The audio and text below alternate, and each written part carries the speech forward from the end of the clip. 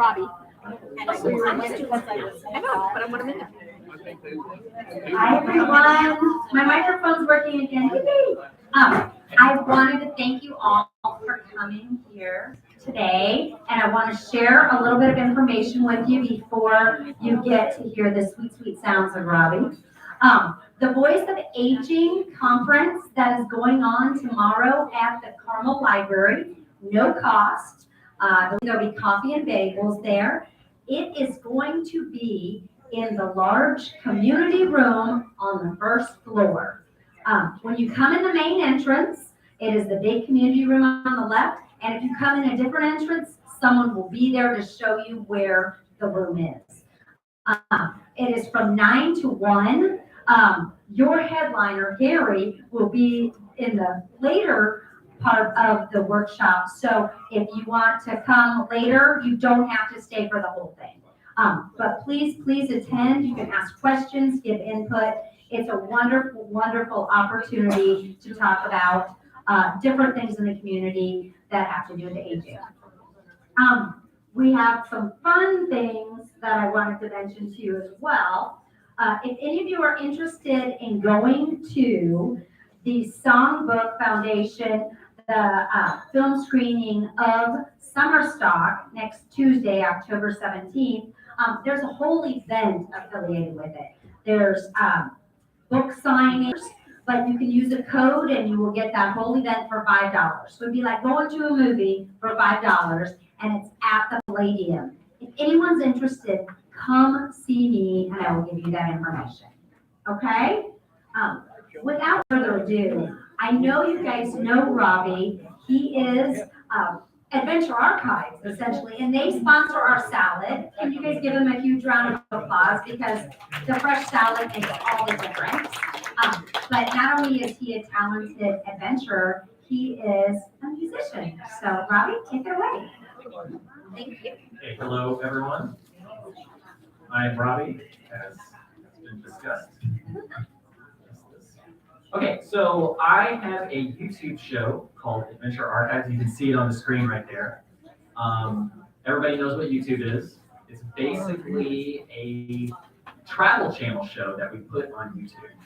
And just in case you don't know what it is, I'll just play the intro of one of our videos so you can kind of get an idea.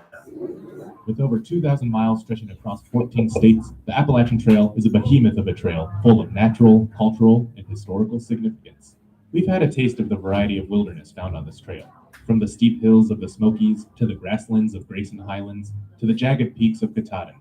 Today, we're exploring the rich, world-altering history found on the trail by visiting the psychological halfway point of the AT, a section that passes through a town whose events set in motion the U.S. Civil War and the emancipation of slaves. Join us on our hike through Harper's Ferry.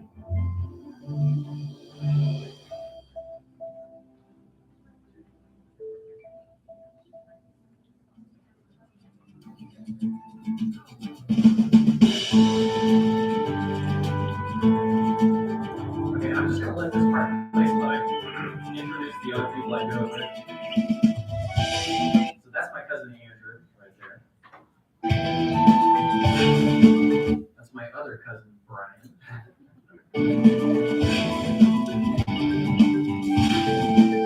And that is actually Brian and Andrew's neighbor from when they were kids, named Thomas. And anyway, so we started these YouTube videos in like 2014. And at that time, getting royalty-free music to use with your videos on YouTube was like, there wasn't that much available. So royalty-free music is just music that you could buy and then use it with your videos. So we all played instruments growing up. So I played drums and percussion and everything. And Brian and Andrew, they played piano, saxophone, and flute, some mixture in there. And we decided, well, why don't we just try to make the music ourselves? So why not just see if we can do it? Because we all could read music, we played a lot of music before, and we figured, let's just give it a try. Actually, I think, let me play you the first song I ever wrote. So we just took a microphone, put it next to the instruments that we had. So I had a piano, I had like a little keyboard like this that has some built-in sounds. And then we just started playing around with it and seeing what we could do. And I think, I can't remember which one it is. Let's just try to find it. Oh no, it's in this one. Oh, it's this one here. Here we go. So this is the first song I ever wrote.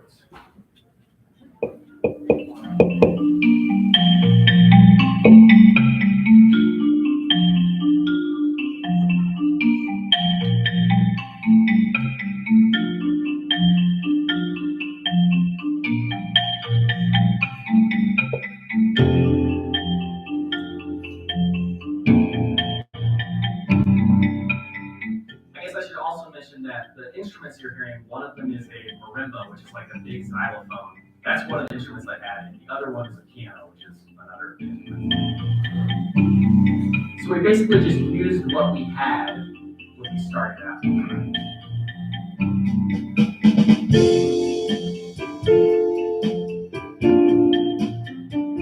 And then that's a drum that you hear in the background. Anyway, so my point is that if you know, or since we knew a little bit, we just started messing around. And then I think we kind of surprised ourselves that if you kind of just tinker with something long enough, you can actually make something. But whether it's good or not is a whole separate issue. But eventually we graduated to a little bit more advanced software where you don't even need to use real instruments. You can just use this piece of software. This is called Logic Pro. And with just this computer that I have sitting right here, and then this little keyboard right here, you can pick a sound in the software and then use the keyboard to play something and record it. And then basically you can do it in layers. So what do we got here? So for this song, this is one that I wrote recently. I think I started with the drums actually. So on the left side here, you can see like a list of instruments. So you can just go to, these here are called tracks. So each one of these horizontal lines is a track, and then you can put a different instrument on each track. So for this particular one, I started with drums, but on the left, you can pick whatever. So like right here, we've got timpani. You can click that, and then using the keyboard, you can just start. We'll want to make that a little bit lower. There we go, that sounds more like a timpani. And then you can just, as you go, you can just keep adding instruments. So, okay, for this one, I started with the drums. And let's take a look at what's in here. Make it a little more visible. Okay, so on top here, we have our list of instruments. Each horizontal line is an instrument. So on here, I've got this African drum. And down here, it shows you what notes you play. So we'll just play this real quick.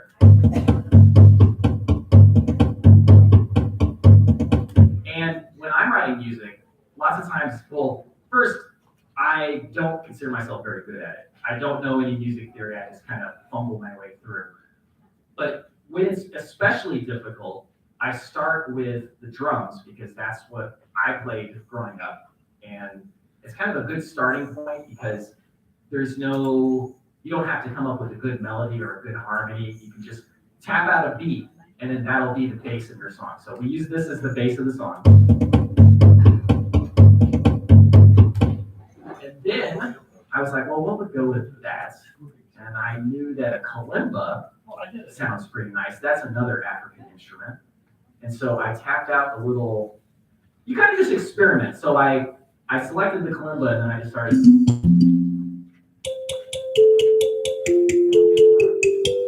You can just tap something out until it starts to sound good, even if you have no music theory knowledge, right? So I started tapping that out, and then this is what I added next.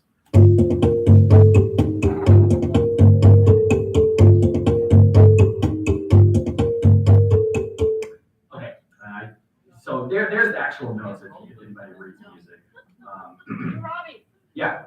could you point to the TV so they can see Oh, what you're pointing yes, at? that would help, wouldn't it? Okay. So yeah, that's the notes right there. You can see the notes.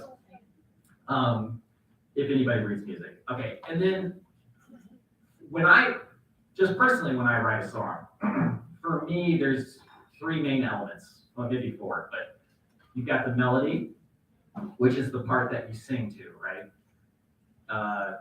There's the harmony. Well, that was the, okay, let me start over. There's a couple of parts, and you've got percussion at the bottom, which we just took care of. And then you've got the harmony, which is actually what we just wrote. And then you've got, percussion right there. And then harmony. And then you need the melody, which is the part that you sing to. Oh, and then, the fourth part is the bass. The bass is actually one of my favorite parts, and you don't really think about it because you just feel it. But listen to this. It'll play once without the bass, and then the bass will come in, and you can feel it, and you'll kind of know what I mean.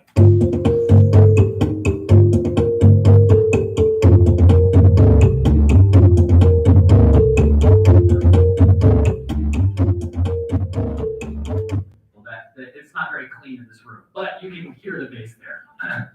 Okay, so the next thing I added was the melody. And so up there you can see well, you probably can't read it from here. But anyways, that top line right here is the guitar. So we added the guitar. So first we're gonna play without the guitar, and then the guitar will come in.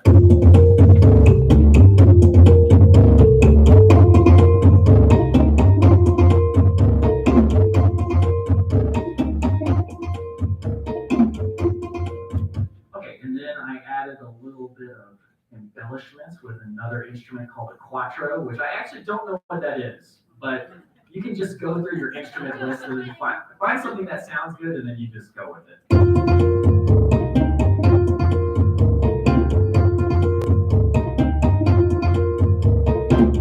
Okay, and then we added a little bit of more embellishment with this accordion sound, which you'll hear in a second, and we also changed it up a little bit.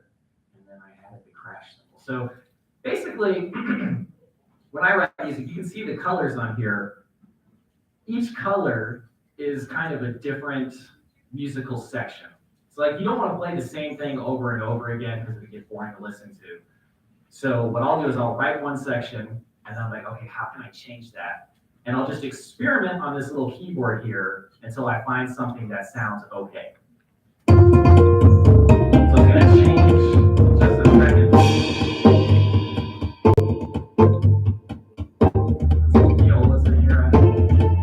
Yeah, some strings.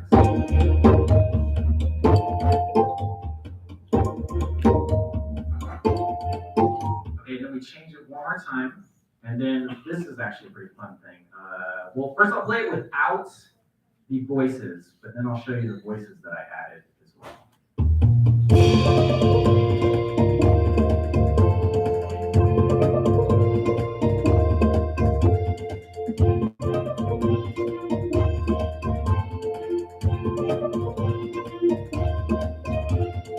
Okay, and then so lots of times when I'm writing music, I'll start singing along to it.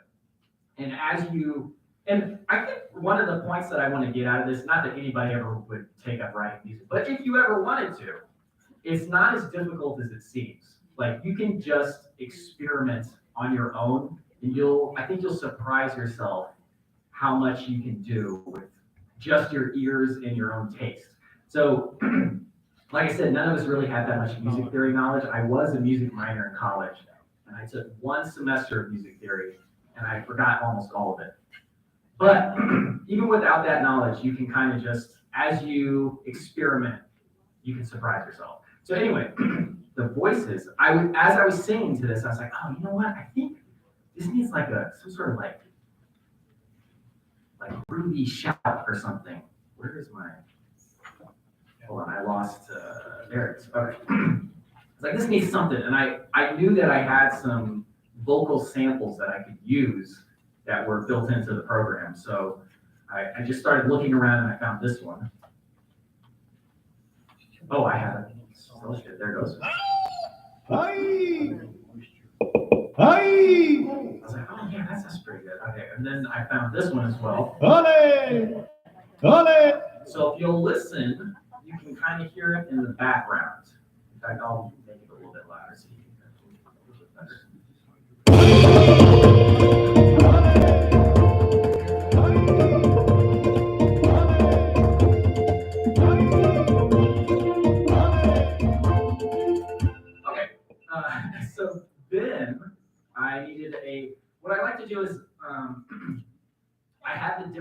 sections where you kind of changed up each time. And I like to have like a darker section. Like you have especially on a bright song, you have like this bright kind of energetic part. And then I like to switch it up a little bit and try to make something a little bit minor, as they say. Well, actually, no, you need to transition.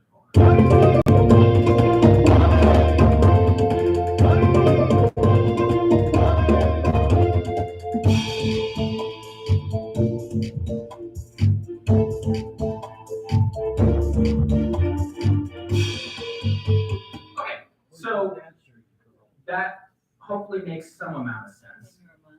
I write this song, and what we usually do is we try to find a section that we need it for. So in this case, I wrote the song before we put it in the video. I knew kind of what we needed for the video. This is the very beginning of the episode that we're working on right now. We went up to Michigan and we were doing a boating trip. And usually for the start of the episodes, I like to have something kind of, like the start of adventure. So you heard the song just now, kind of in pieces. Here's how it actually plays in the episode itself. So this is the very beginning of the next episode.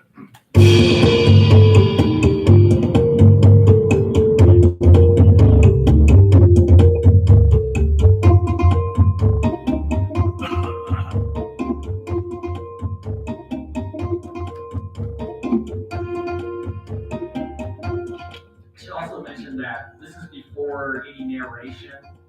So a lot of this will have explanation about what's going on, but this is kind of the raw, rough draft before there's any narration in the video.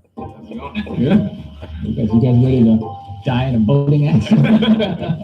I don't know why I put 3 and 2 doing it. Not a bad guess. You had 1 in 3 chance. Actually, you had a 50% chance. It's true. This hotel archives is all too brief. The nice thing is we're just gonna be sitting the whole time. It's not even gonna be like a physical. We were in the car, I was telling Andrew, I was like, oh, I can't wait to sleep in that big tent. We should set up the tent.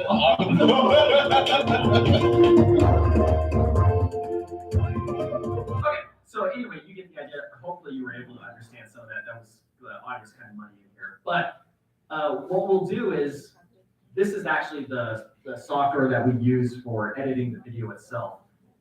But you can see down here, we've got the different songs that we use for each episode. So the little blue sections right here, that little blue section, and then the little teal section there, those are the songs that we use in the episode. So you can kind of see like the breakdown of the parts of the video that have no music, where there's nothing down there, and then where there is music. So, at this point, we've been doing it since 2014, and we've written roughly like 850 songs for these videos, and we reuse some of our old music. So we don't have to write original music for every single time we make a video. We'll reuse music as well. So like you can see right here, the tier ones are actually music that we wrote in the past, and the blue ones are new ones for the episode. But here is just another example of some music from the video. Yeah, but it's like that same sort of like dual stick action.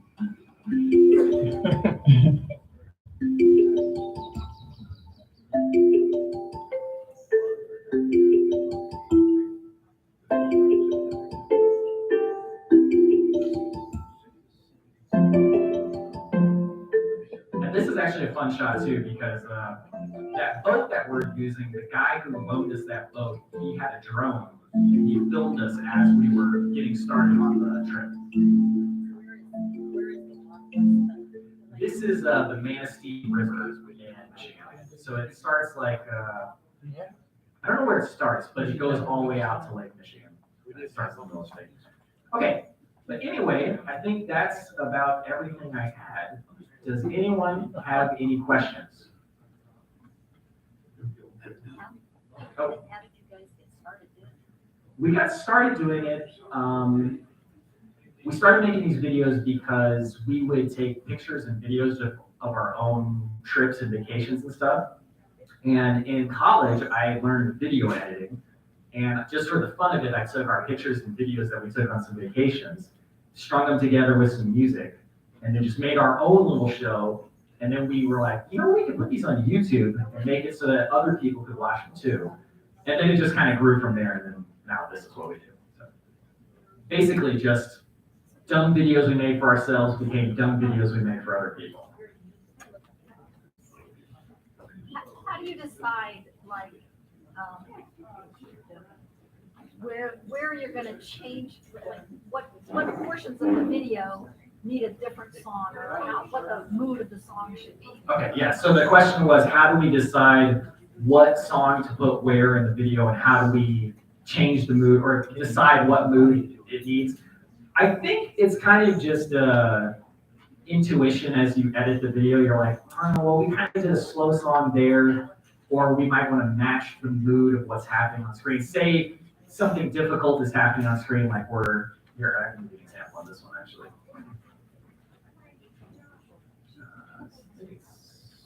No, sorry, it's on the second day. Okay, so in this section, we're on the river and we come up to a dam. So when you come to a dam, you have to portage around the dam. So you have to get out of the boat, put the wheels on the boat, and then drag the boat to the other side so that you obviously don't die going into the dam.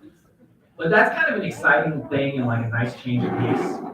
So for this part, I kind of did like well, I wrote this song a long time ago, but I picked a song that's kind of more of a, you know, adventurous, mysterious type of sound.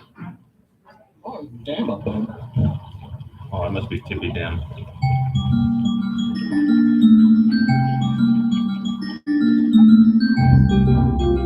So I guess the answer is the number one rule of The right over there is the boat ramp. videos is match what people are saying to what they're seeing. So I mean, that seems really obvious, but if somebody's saying something like describing like, oh, that tree over there has yellow leaves, if you're not showing the tree, you're doing, that's like the minimum that you have to do. Is if you're saying something, you got to show it as well. But you'd be surprised how, especially when you get started, you forget to do that. Like you're just talking about something and not also showing it. So we're kind of doing the same thing with the music.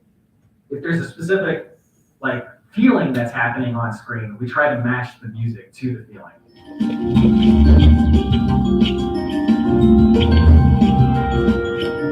So I guess the feeling here is like, you know, it's a heavy boat. It's kind of exciting to be doing this, so we have a song that we try to match that same energy.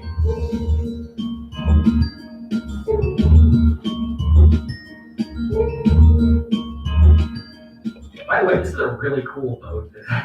You can actually pack it down into just two small bags that you can fit in any car, and then you just blow it up.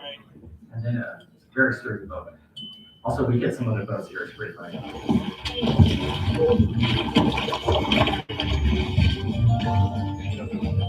Sorry.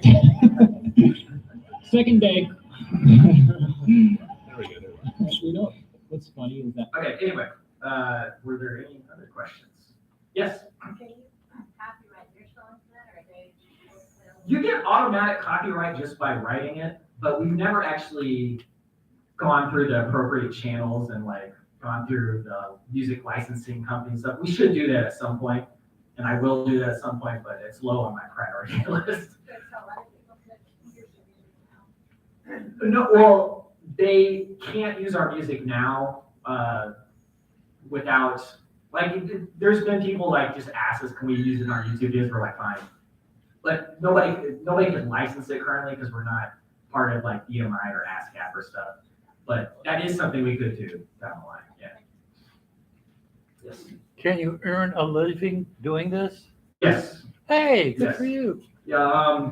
So it kind of depends. Like on my last talk here, I think I talked about it a little bit. But there's different ways that you can make money.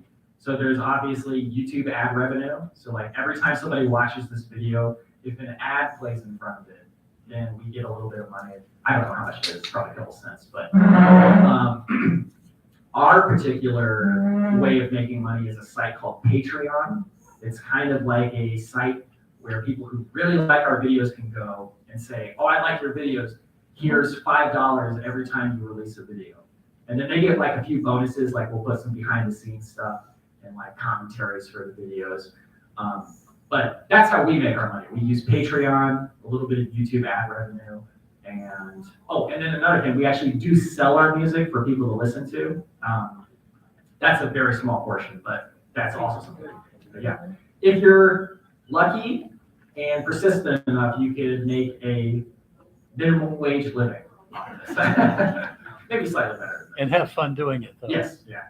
That's part of the payment, I think. It's kind of fun. Yes. How many followers do you average on YouTube? On YouTube right now we have 200,000 subscribers. So we just hit that milestone pretty recently, actually. And then each video will usually get like 100,000-ish views. So this Appalachian Trail one got 157,000. And then sometimes there's this thing. Have you guys heard of the algorithm?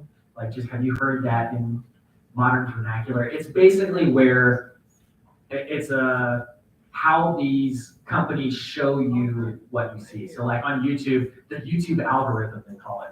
You go to the homepage and it shows you those videos.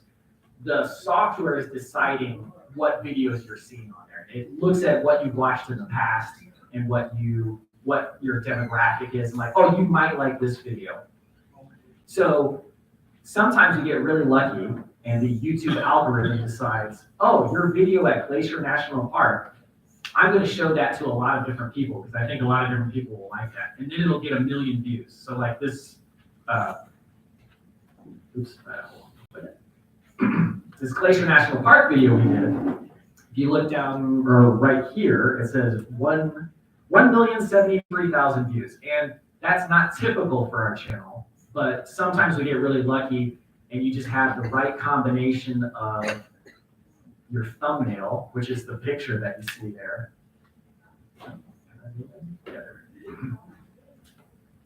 Like the picture that you see there, plus the title that we pick, is just interesting enough that if somebody sees it on their YouTube homepage, you're like, oh yeah, I'll click it.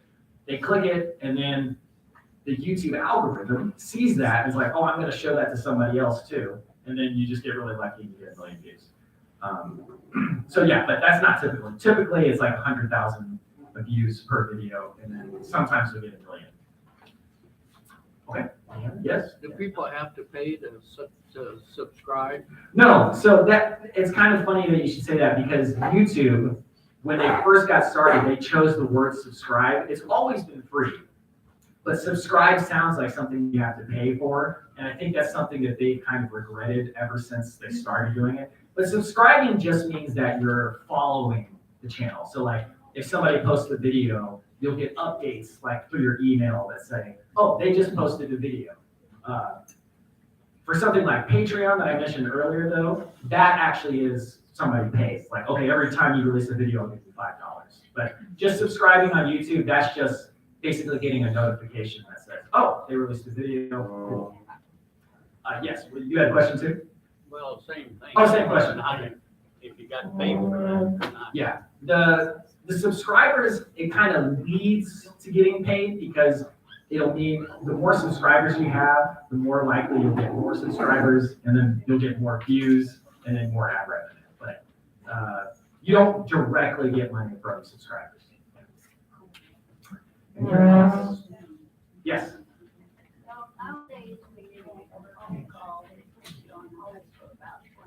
Yeah.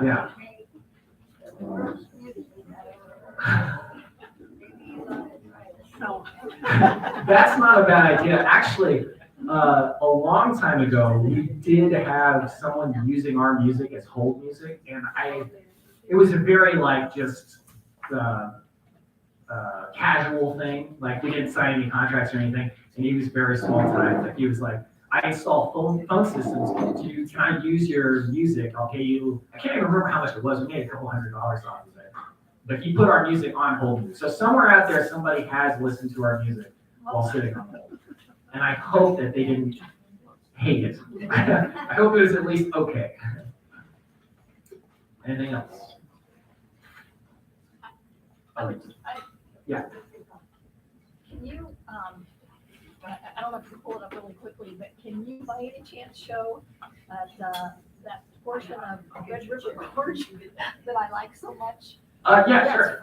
It's minute 43 something. I don't know if you guys know this, but Robby's my son.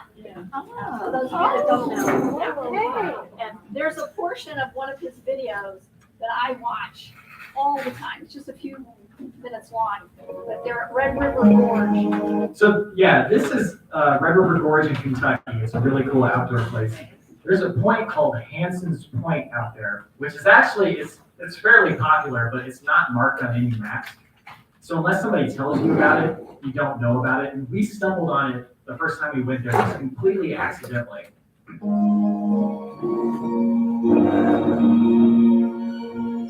This was like at 6 in the morning or something. So the sun had just risen. I need to come this way.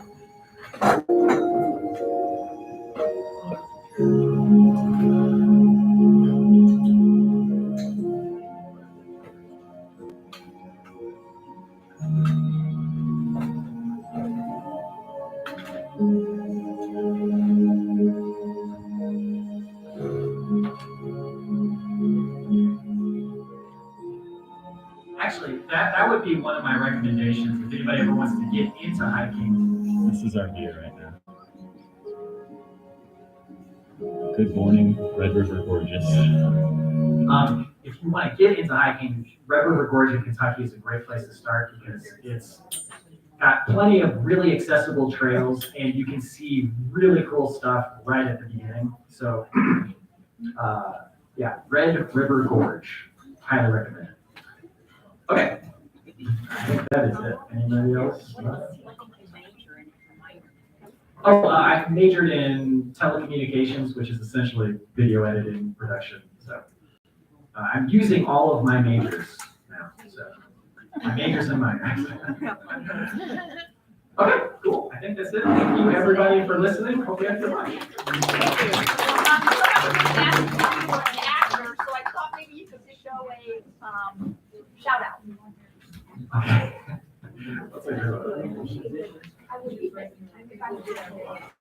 It is, very surprised. It's something that completely unaware of. I appreciate it.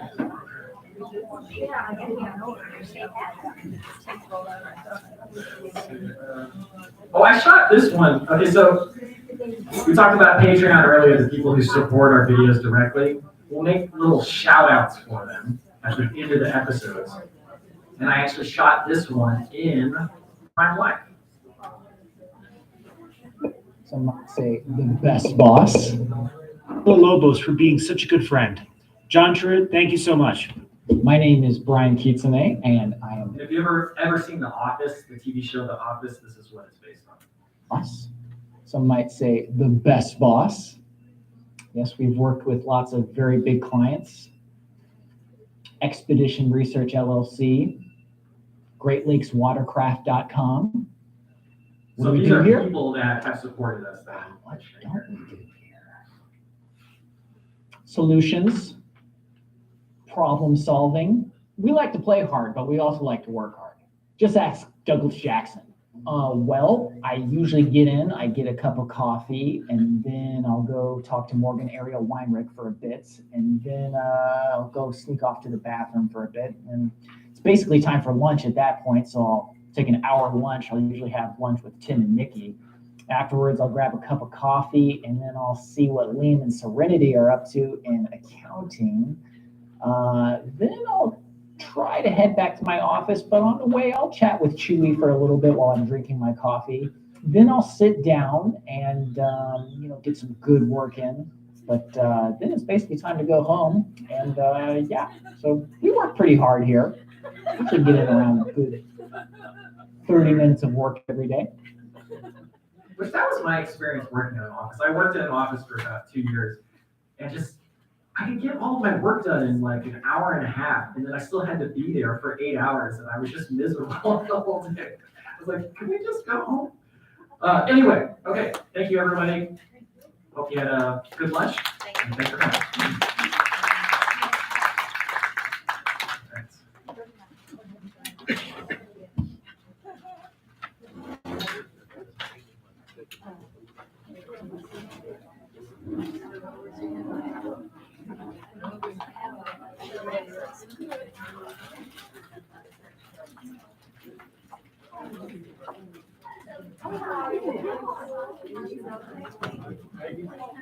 Got here a little bit late, missed part of it. Can you briefly describe the hardware? Yeah. So this is. And where the sources of information it is? Got that all on the computer, and is that audio only or audio and video? Audio and video. So all the instruments are just in the software. And then I use this little keyboard. The keyboard's hooked up here. And then you can just play. You just record it, and then You can do recording that. yeah. And then we take all that music and we put it into video editing. So then we got the videos right there. Okay, the blues video. Okay. Sorry. So then you can see just like right here, that's the line showing where. Sure, I understand that, yeah. And then yep, and you can just see how and then here's everything. And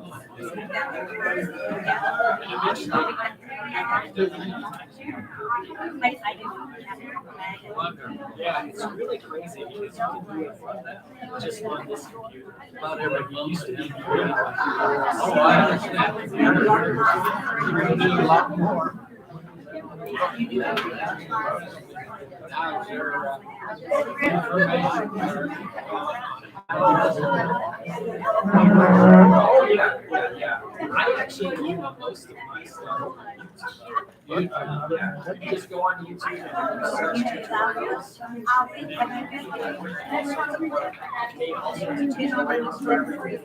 You can learn anything. Okay. I use that, but I really appreciate that. Can you control exactly the frequency? You want a cookie? Oh, yeah. There's a big more depth than what I do.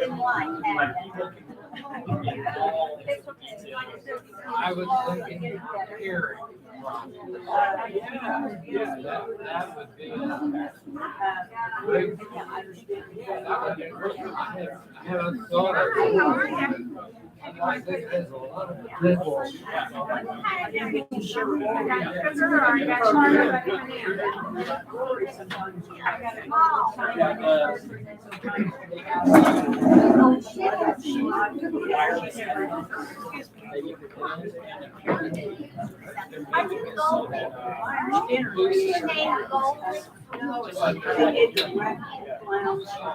just need to get it up YouTube.